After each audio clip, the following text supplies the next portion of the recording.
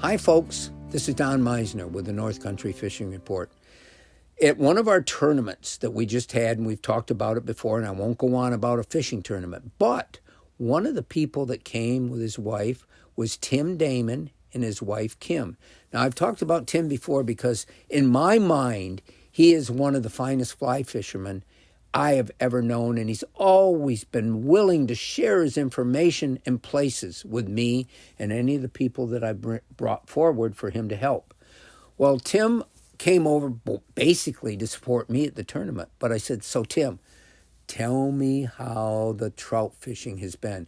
And he says, this is amazing this year because we've had higher water and more rain, and with that higher water, it makes the stream's temperature not as high as it will be in the summertime. We've always talked about how trout, they need cold water. And a lot of the trout in our water systems don't make it through the year because the water temperature gets so high, they stop eating. And when they stop eating, they die.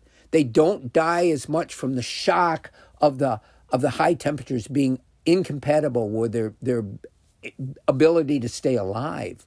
But they actually stop eating, and that kills them.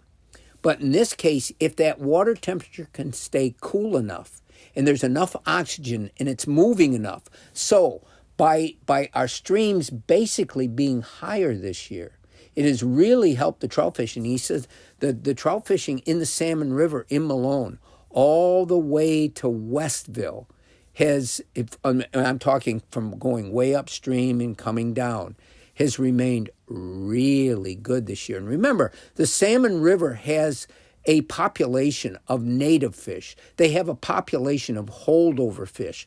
These are two things that most trout streams in New York State don't have because they get too warm in the summertime. So we have a gem of a waterway, the Salmon River, that I don't talk about nearly enough, and it offers trout fishermen some wonderful water. Now, because it tends to flow faster on average because there's a drop in elevation the whole way as it comes out of the Adirondacks and finally feeds into the St. Lawrence River near Fort Covington. But because of that, it has more oxygen, the water's cooler, and I got to tell you, there's some wonderful fishing. And normally this time of the year, when it gets to be July, you don't talk much about trout fishing. That's pretty much a memory, but not this year. There's still some good trout fishing. So if you haven't had a chance to get out and try it, as long as the water stays up a bit, you should have some good luck. Until next time, folks, this is Don Meisner with the North Country Fishing Report.